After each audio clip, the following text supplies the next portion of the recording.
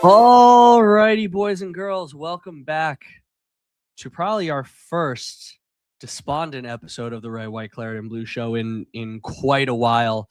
I am your solo host, Alex Baquero. Christopher Condit, polymath that he is both cooking dinner, taking care of sick children, entertaining family. I mean, real Renaissance man, chef, nurse, just not apparently a dedicated podcast host, but that's all right. We persist. I do think that is a little suspicious that Chris is not joining me today of all days on what is a recap of a pretty pitiful display against Everton yesterday morning.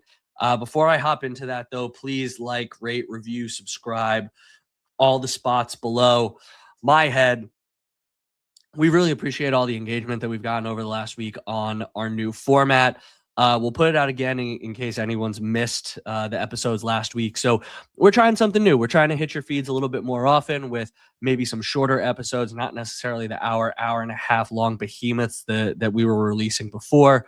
So, if you like this, if you like kind of seeing a little bit more of us, but in more digestible formats, please let us know. If you don't, you want us to go back, also let us know. Slide tackle into those DMs, slide tackle into the comments, text us personally if you are one of the lucky few people to have our government names and our government cell phone numbers. Are these our government names? Some of you may never know. As we hop into this game, though, but before we talk about Everton, I will say, so this will just be the Everton recap, and in that new format, we'll have Fenerbahce preview out probably tomorrow evening, East Coast time, first thing Wednesday morning out for our European listeners. Maybe Wednesday, but I think it'll be tomorrow. Want to give you guys time to listen to that. Other thing before we dive into this one, I gotta hold two hands up, one for me, one for Chris. We pride ourselves on the Red, White, Claret, and Blue show of really being on top of our research and doing that, going that extra mile for you guys where other podcasts might not, where other podcasts might fall into some similar tropes.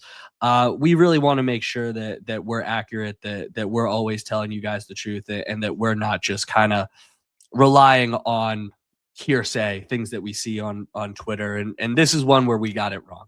Jack Grealish obviously served his one match suspension in the Cups. We had read some reporting that said that he was at risk of a longer suspension, kind of took that as gospel and ran with it in our Everton preview. I still think a lot of that analysis was good and worthwhile, but obviously we spent a long portion of that saying that Jack wasn't going to be available, and several of you rightly called us out on that. So, all I can say is that we are sorry. We will do better, and we do hold ourselves to a higher standard. So hopefully you will continue to hold us to a higher standard and will stick with us as we give you the analysis that you have really come to trust us for. So I am here to apologize on behalf of me and Chris, and I don't know, Chris probably won't apologize to you guys tomorrow, but we can always hope. So let's dive into this Everton match, talking about the lineups first. Sancho out allegedly due to an illness in pre-match warmups. Still no Harvey Elliott, meaning that Villa were incredibly short of attacking players. They had Evan Gasson on the bench. And other than that, a bunch of youth teamers. Jimo Aloba, who we obviously saw in preseason, might have had a couple appearances so far this year. Another youth goalkeeper. And then we saw Hemmings come in the midfield. But other than that, total flip from maybe a month or so ago when we had so many midfielders, when we were bringing on Amadou Onana to change games, and it felt Daniel Malin to change games. And yet it felt like we had no fit defenders other than our two left backs. Now we've got an entire back line on our bench and no one that can really change the game in the attacking positions. And so you saw this bear out, particularly with John McGinn getting injured so early on. Evan Gasson comes back in, straight back from AFCON. And, we'll talk about him in a little bit, but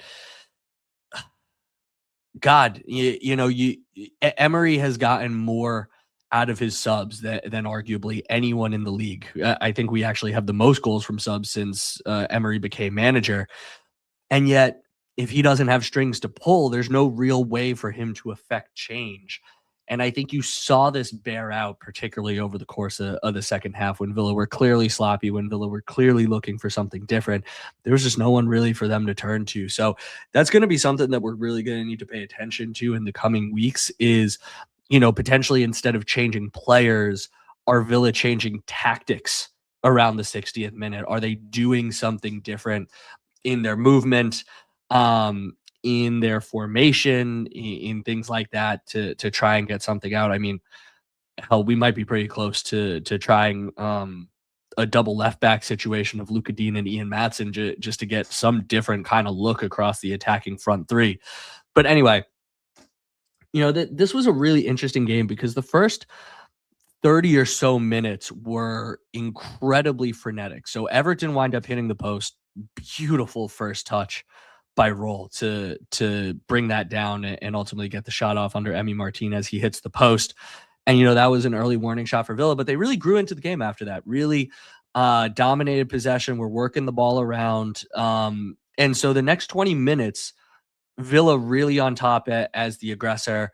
Rodgers with a couple chances. Unfortunately, skies one off the Buendia center off the left wing.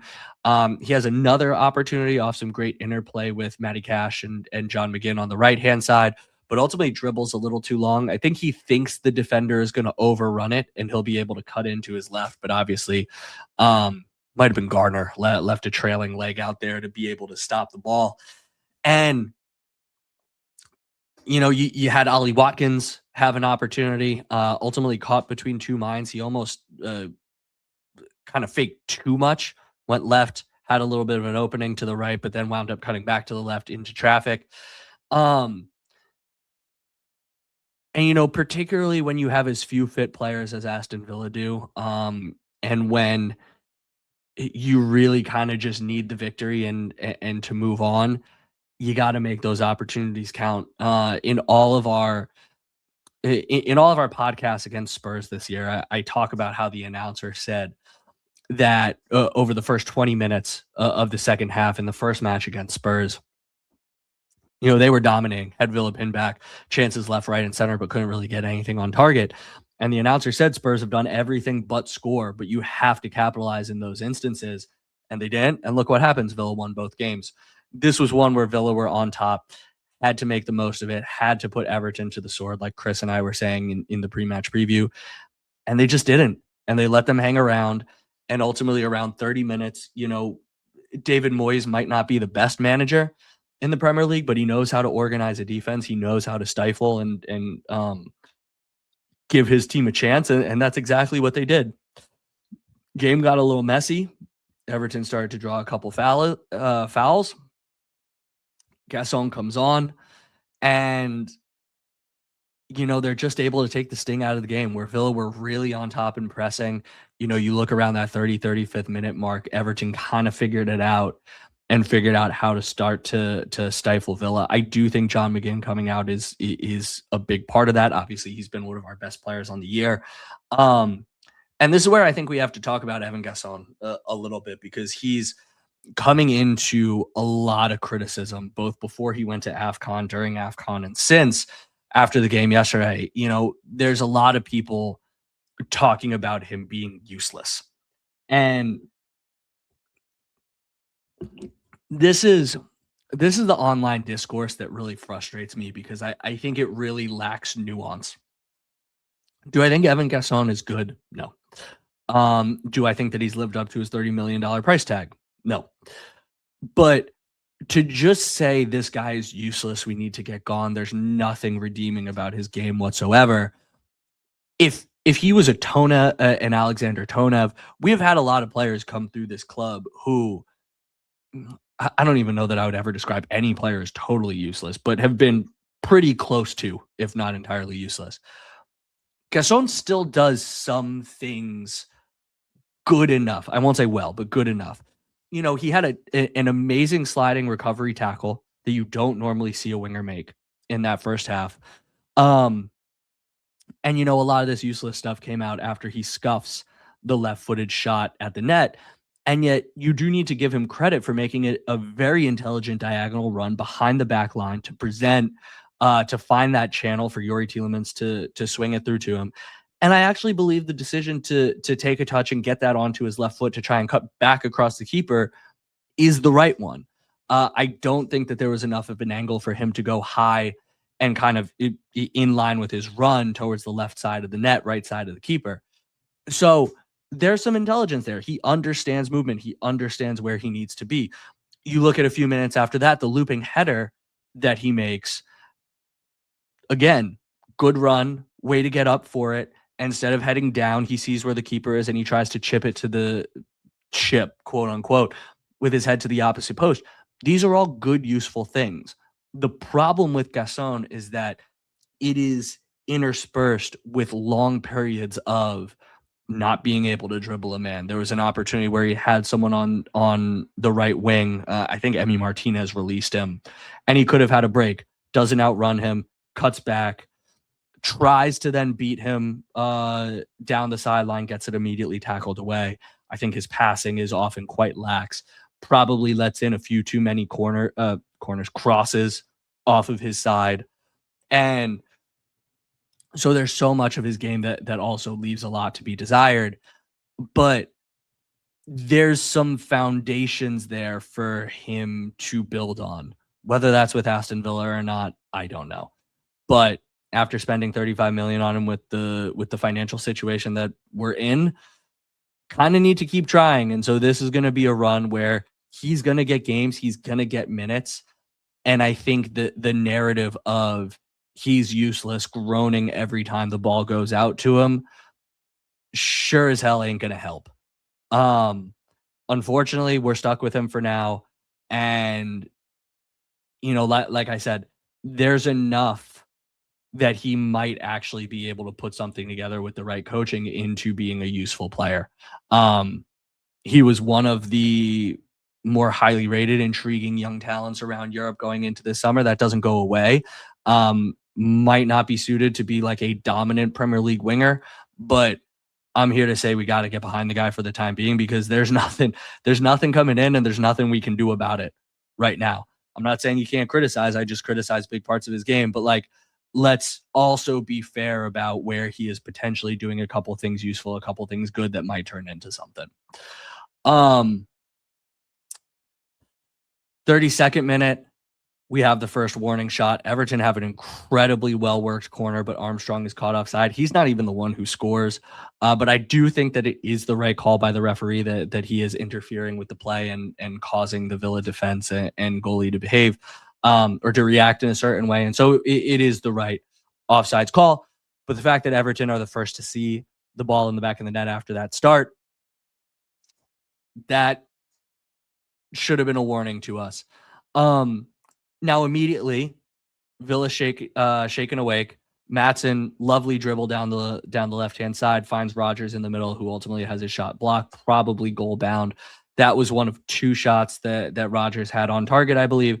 Everything else felt like he skied 100 stories into the air. And I guess what this says to me is that Villa are, as some have said, increasingly becoming a team that how Morgan Rodgers goes, Aston Villa goes. When Ollie Watkins is just not up to his usual standards, and this year he has not been, there is not. Yuri Tielemans has been in and out of the squad due to injury. Kamara in and out of the squad due to injury. Same with Onana.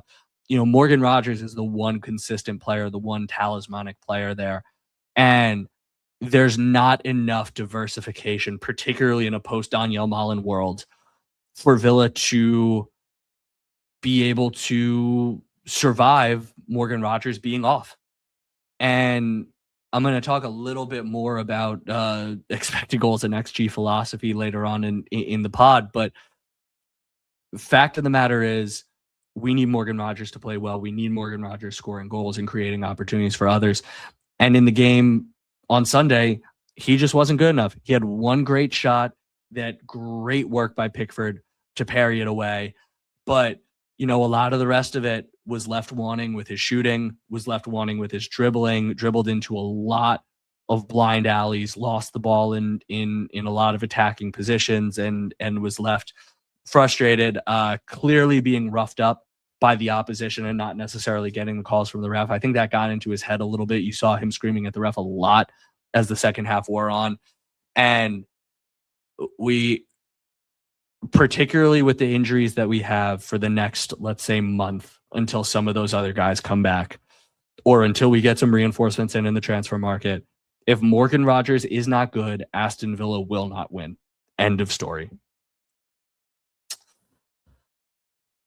So 38th minute.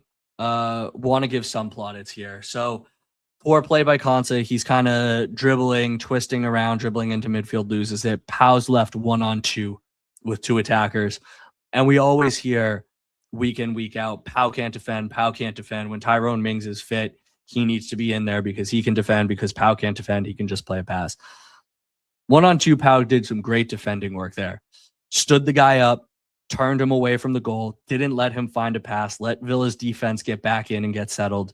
And that was excellent textbook 1-on-2 defending by Pau Torres. And so, again, credit where credit is due on this one. Is he going to remain the strongest player? Did he have a good game yesterday? No.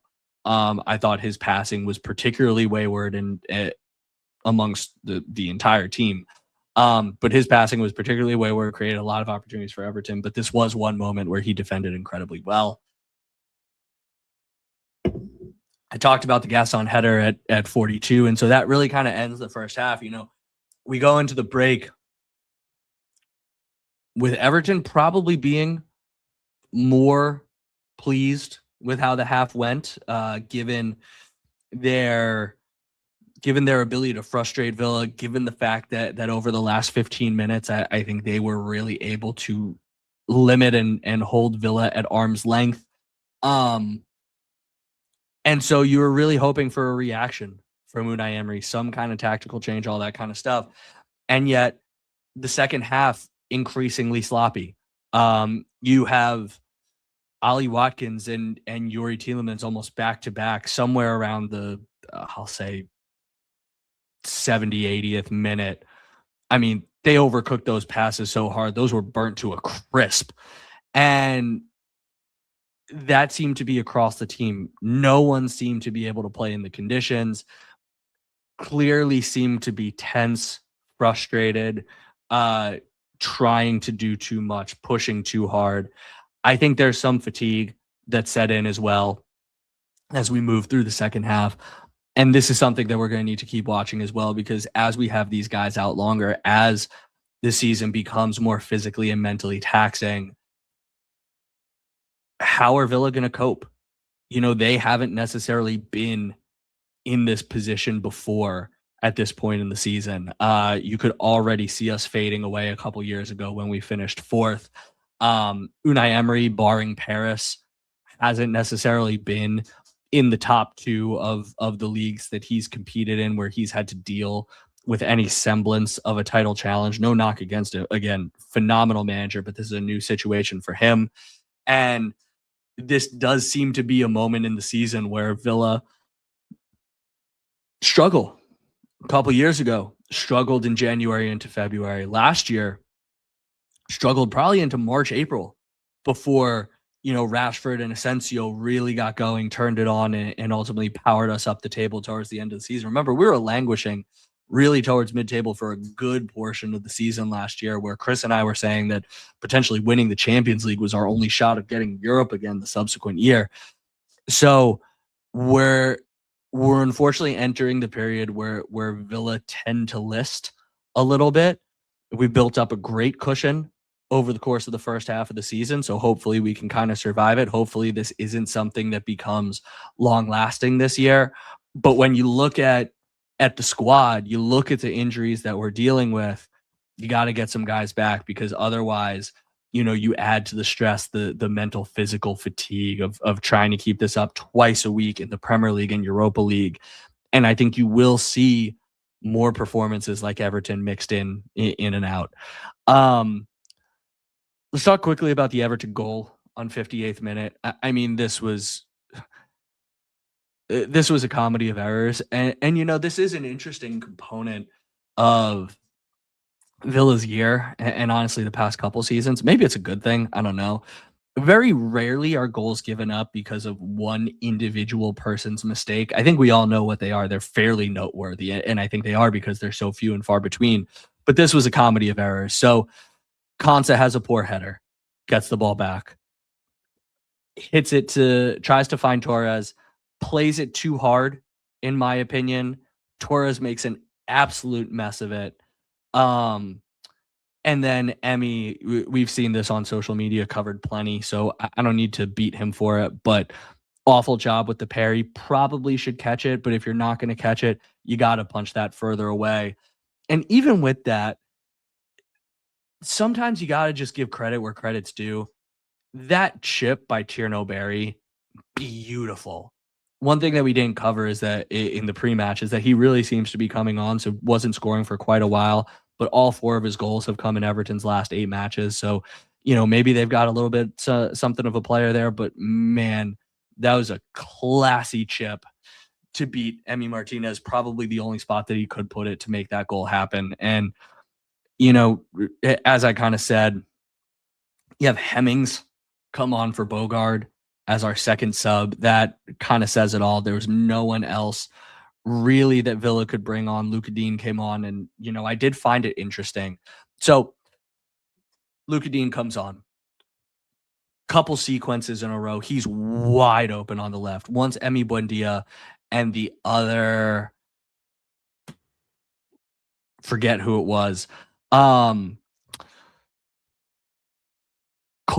Didn't even try to find him. Kept trying to force it down the middle. Maybe it was Morgan Rogers. Once Yuri Tielemans did one instance, we created an opportunity. We got a cross out of it. Almost got a header to it. So we spoke earlier in the year about how Villa were incredibly narrow, not using their width, trying to force it way too much down the middle. I talked a couple pods ago about the goal that John McGinn scored, how the only reason it could happen was because we used the width to Matty Cash that ultimately created some space for John McGinn to run into. It seems like as Villa pressed harder for a goal, as Villa became a little bit more and more desperate, a little bit more and more frustrated, as they lost their composure a little bit more and more, it seemed like it just became middle, forgetting some of those tactics, some of those things that have made us successful over the course of the past several months. And, you can't abandon the width, especially for a team like Everton. You look at the 81st minute, we had 4 attackers against 8 defenders. They were packing the box. There was no room. And so to create that room, you actually need to keep them honest. You need to make them move and defend the full width of the pitch. No Jadon Sancho. Evan Gasson obviously drifts inside. Emi Buendia drifts inside. And if the team is just going to ignore Luka Dean out there, you know what? We're going to run into a lot of trouble trying to carve out opportunities. So yeah, I think that's all I kind of got on the game. So a few things that we kind of need to touch on. Atrocious performance, did not deserve a win. And this is where we get into the expected goals and the XG philosophy of it all. Villa had 18 shots, 5 on target. They won the expected goals battle, I don't know, 1.5 to 0.7, something like that. And there's a lot of Villa Twitter talking about how, oh, so we get all 3 points now. That's XG philosophy's point. You just win on XG and you win the game. And as much as it is fun, I texted Chris the exact same thing. Again, much like Evan Gasson, we need to approach this with nuance.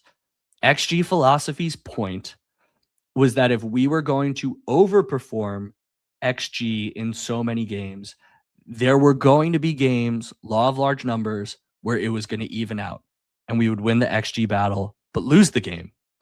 And at the end of the year, that all kind of evens out so that, you kind of score as many goals as you were expected to. You kind of get as many points as the formula says that you will. Chris and I have covered throughout this podcast the massive amounts of caveats that come with that. It is not the end all be all. You can be losing. A team that is losing and playing a team that will sit back a little more is going to get a lot of opportunities. and potentially get more opportunities to score because the winning team doesn't try to attack as much. There's a lot of mitigating factors here, but at the end of the day, you know, the math is the math. And so we don't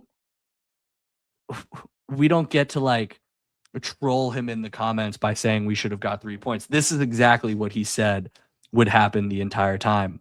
Um, what goes along with this is the fact that, and I can't remember if we talked about this on the pod or if I just spoke to Chris about it, but Villa have had to come behind in now 11 of their 21 matches in the Premier League. And I said to Chris with that, obviously we have won the most points from losing positions in the league. Obviously we've won the most points from losing positions since Unai Emery became manager. But that still is not a going behind is not a long-term sustainable recipe for success. At some point you will go behind and you will not be able to overcome it. It's a lot easier to win 1-0 and score 1 goal than it is to score 2. So particularly when the other team can then sit in and defend the way that Everton did. So, there are signs between the XG overperformance and the fact that Villa have been able to come from behind so much that says that probably a long-term sustained title challenge is not going to happen. And this is one where Villa couldn't necessarily dig it out. Chris responded to me by saying, we're joint second. Essentially, I don't care, get effed. And I was saying, look, man, I'm just calling something out. Just like we can look at the field and say, hey, we need a right winger or we need a different healthy striker. And that's not necessarily saying that this team should be in 15th place. We can look at the XG and we can look at the fact that we've needed to come from behind in so many games and say, hey, we got to figure out a way to score first if we're going to continue to be successful and continue to press up high up the table. So these are things that I'm just kind of keeping my eye on as we move forward. I do think Villa have continued to get better throughout the season, Everton aside. And so I don't think that we're going to continue to go behind in most games. I don't think that we're going to fall behind on the XG battle in most games here on out. But I do think that, probably Villa have overperformed to a certain degree over the first half of the season. And thankfully we've picked up all those points because I think it's going to be incredibly difficult, especially with how bad the rest of the table is playing this year for teams to catch up to us. The only team to win in the top 6 last week was Manchester United, and they beat team 2, Manchester City, who lost like we did. So, it sucks that we're now 7 points back of Arsenal, but I'm kind of looking at it as a positive of we can put the title challenge talk to bed. Let's focus on securing top 4. Let's focus on going far in Europa League. Let's focus on hopefully making a little FA Cup run here. And there's a lot to look forward to over the second half of the season. Remember where we were 6 years ago in the championship. We don't necessarily need to be title or bust in 2026 for this to be a good season that we all enjoy. The other thing that I did want to address, and we'll get Chris's thoughts on this tomorrow, so I won't cover it in too much detail, but the departure of Daniel Malen, stand by what we said last week, doesn't make sense to me. I have to think something else is coming in.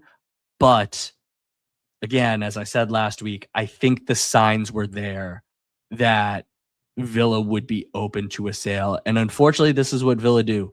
We sell before we buy most often. So I do think that there will be a striker, a different type of striker coming in. I do believe that as good as he was, as good of a goal scorer as he was, Daniel Malen did not ultimately fit what Unai Emery was looking for. I wonder if we would have had more opportunities for him to play the 10 or play the wing if Ollie Watkins was a more prolific striker this year or just not dealing with a knee injury. But c'est la vie, he's gone. He scored on his debut for Roma. He leaves with at least my best wishes. I thought he was a great player for us. And, always had the right attitude, never complained despite getting treated kind of poorly with not getting put on the Champions League squad. And obviously this year scoring all those goals, but not really getting too many starts. So wish you well, Daniel Malen. I'm very curious to see who will either come back from loan, if it's Leon Bailey or if we will get Tammy Abraham. I don't want to talk about Tammy too much because I want to get Chris's thoughts on that tomorrow. Clearly need a striker, clearly need a winger. I was surprised Allison wasn't in the squad this weekend. Maybe we'll see him start to get integrated just out of, frankly, a dearth of other options for anything else. So maybe he'll wind up getting in over Gasson. Maybe we'll see Maggio in the squad. Notably, Maggio was absent from the under 21s or under 23s match earlier in the weekend. So maybe he's getting some first team looks, some first team minutes. I think I saw an interview last week where Jacob Tanswell said that there may be some possibility of that. So we've at least got 2 attackers in. I think there will be another one. Unfortunately, I do think bringing Daniel Malen in could have potentially changed that Everton match, just given them something else to think about. And it wasn't there. Unai Emery's a great manager. He's going to figure it out. So listen, Villa were going to lose at Villa Park eventually at some point. Didn't necessarily think it was going to be to Everton, but hey, ball don't lie. Villa definitely deserved to lose that match, just like they deserved to lose against Arsenal, lose that winning run. I think we're clear in the slate as we get into 2026, and it's just time to start another couple runs. Runs at home, runs in the league, runs in Europe. And hopefully Villa continue to solidify their position and look up the table as opposed to down. Still very secure where we are in third place. And yeah, we're on to Turkey. So like I said, keep an eye out for that podcast, that preview tomorrow, potentially the day after. And until then, as always, my friends, up the Villa.